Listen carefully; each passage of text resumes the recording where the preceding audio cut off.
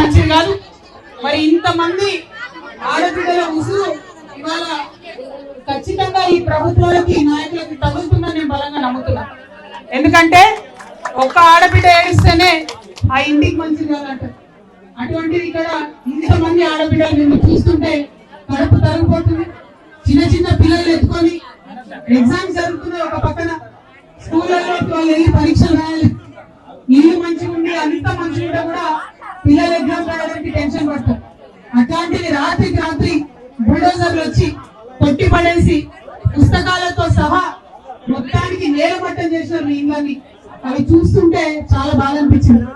కానీ అనేక మంది వచ్చిపోయిన లేదా టూరిస్ట్ వచ్చిపోయినట్టు, ఎగ్జిబిషన్ చూడడానికి వచ్చిపోయినాడు.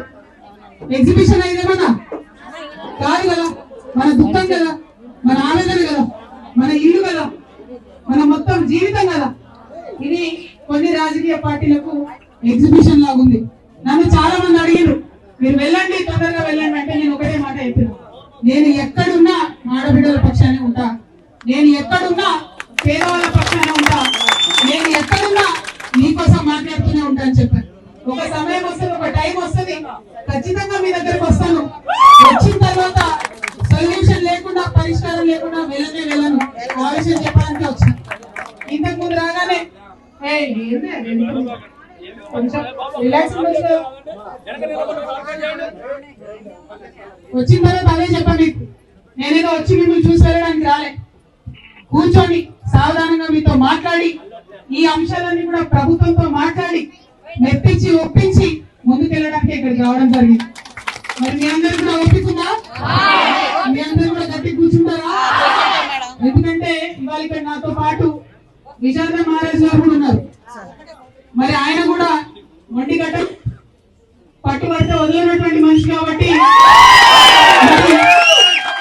మనకు తోడుగా ఇవాళ ఇంతమంది ఆడపిల్లలకు తోడుగా ఎస్సీ ఎస్టీ బీసీ జేఏసీ ధర్మ సమాజ్ పార్టీ తెలంగాణ జాగృతి ఇంకా అనేక ప్రజా సంఘాలు ఇక్కడ ఉన్నాయి కాబట్టి అందరం కలిసి ఇవాళ ఒక పరిష్కారం తెచ్చుకునే ప్రయత్నం చేద్దాం.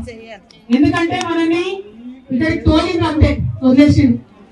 ఎంత విశాలం అంటే కనీసం మహిళలకు ప్రత్యేకంగా, పురుషులకు ప్రత్యేకంగా కూడా వసతి ఇవ్వలేదు.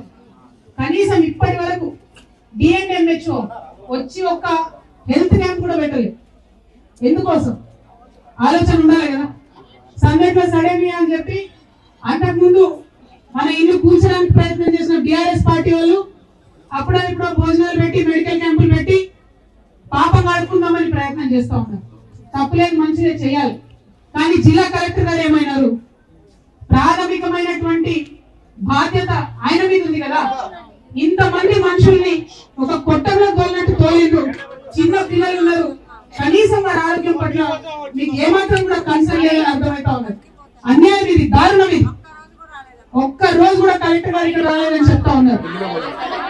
నేను ఒకటే డిమాండ్ చేస్తా ఉన్నా, ఈ జిల్లా నుండి మీరు 3 మంత్రులు ఇచ్చి 3 మంత్రులు గెలిపించి పంపించారు. ఒక్క మంత్రి కూడా కనీసం ఇంతమంది ఆడబిడ్డలు ఉంటే ఇక్కడికి రావాలని అసలు లేదు. ఖచ్చితంగా మంత్రులు మాట్లాడాలి, ముఖ్యమంత్రి గారు మాట్లాడాలి, అందరికన్నా ముందు జిల్లా కలెక్టర్ గారు ఇక్కడికి రావాలి. ఇది ప్రధానమైన డిమాండ్. రెండవది, ఎక్కడైతే ఏ కేసు నుంచి, ఏ జాగాల నుంచి అయితే మనం నిలబట్టినో, ఎక్కడైతే మన ఇల్లు నిలబట్టం చేసిరో అక్కడే మనకు కేసు ఇవ్వాలి, అక్కడే మనకి ఇల్లు కట్టించి ఇవ్వాలి. ఇంకెక్కడ ఇస్తాం, ఏదో దగ్గర డబుల్ బెడ్రూమ్ ఇస్తాం, ఇంకేటో వెళ్ళమంటే వెళ్తారా? పక్కా కూర్చున్నా రెండు ఇస్తే భయపడతారా?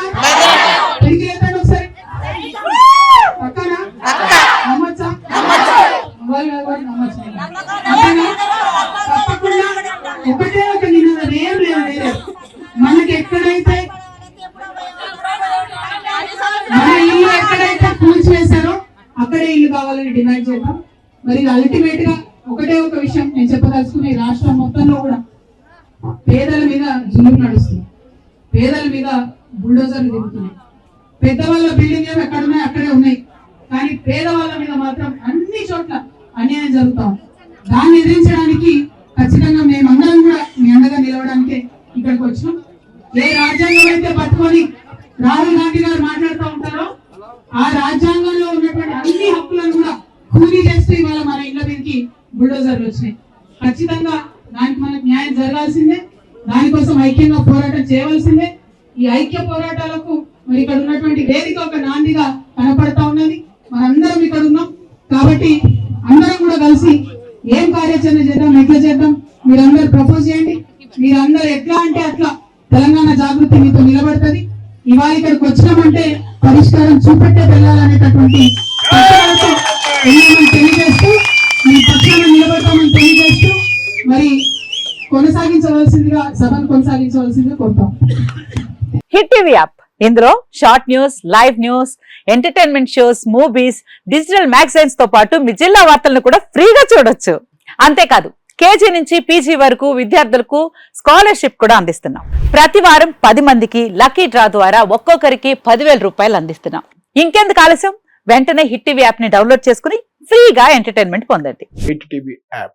Hit TV app. Please download hit TV app. Hit TV app ని ఫ్రీగా డౌన్లోడ్ చేసుకుని ఎంజాయ్ చేయండి. మీకు నచ్చిన ఎంటర్టైన్మెంట్ కోసం హిట్ టీవీ యాప్ ని ఫ్రీగా డౌన్లోడ్ చేసుకుని ఎంజాయ్ చేయండి. హిట్ టీవీ యాప్ ని డౌన్లోడ్ చేసుకుని ఆస్వాదించండి, ఆశీర్వదించండి. ఇంతమంది సెలబ్రిటీలు హిట్ టీవీ యాప్ ని డౌన్లోడ్ చేసుకోండి అని చెప్తున్నారంటే ఎంత మంచి యాప్ ఆలోచించండి.